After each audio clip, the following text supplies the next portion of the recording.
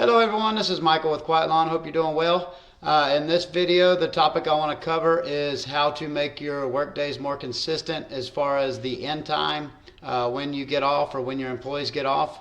I think this is going to be a great benefit to your business, because if you're like most of us, especially starting out, that's really hard to figure out, and sometimes you have your guys out there 7, 8, 9 o'clock at night.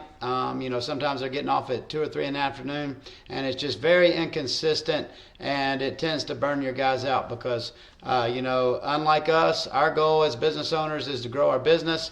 We're trying to build a future with that business. We have a lot of goals for our family. We're willing to put in the extra time and work. We're not as concerned with missing out on things. If you miss out with things in the evening, our world kind of revolves around our business a lot, especially in the early years.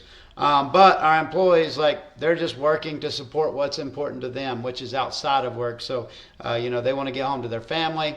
They want to do whatever extracurricular activities they want to do. They want to be able to rest, whatever that is, get to the gym. We want to be as consistent as possible in our scheduling, because, people like consistency.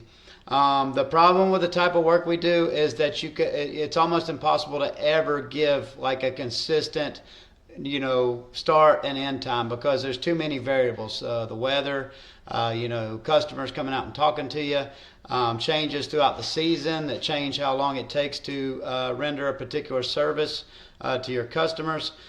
So there's just too many variables. So I want to show you what we do and what we started doing a couple years ago, and it's made the end time, the time that our guys get off, a lot more consistent, and it's given us more flexibility over what we used to do. So let me just show you here. This is just a little something I just quickly drew up over the map, but I want to show you how we used to operate. So let's just say this green rectangle here in the middle is our shop location. That's pretty close to it. This is actually a map of our service area. What we used to do is, let's just say it's Monday. On Monday, maybe we're mowing this north route up here, and I just drew these red circles. That's just kind of showing where like a concentration of houses are. So we're going towards that area. We're going to mow all the houses in that area on Monday. So we would mow all those houses, and that route, might be a shorter route. It might be one of our busier routes. It might be one of the busier ones, and our guys might end up having to stay late on those days that we mow that route because it's just a longer route or whatever. So, maybe they get done 5, 6, 7 o'clock on this route. Tuesday, maybe we're mowing our east route over here. We're doing that one. We're taking care of all the properties over there. And then you got each day we're going to a different area, but they're not close to each other. And what you want to do is, since you want to route everything efficiently, and as the business owner, how much travel time costs you, is you want to make sure the guys get all the jobs done in a certain area on the same day, because you'd hate for them to come all the way up here, get most of the properties done, get all but like 1 or 2 properties done, and then the next day they got to spend 30 minutes driving to go do one property, 30 minutes back and forth to go do one property that they missed the previous day, and then drive all the way to the area that they're doing today. So this is kind of what we did, and it's really helped out a lot. So basically what we do, how we route now, is we have what's called flex properties. Flex properties are these little red dots around the shop here. This is basically the routes that are closest to our shop. They're within 1 or 2 miles of our shop.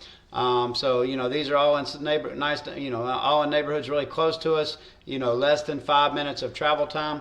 What we used to do is we would do all those properties on the same day, because we want to be as efficient as possible. We want to take care of everything in that area, and those days would be really awesome.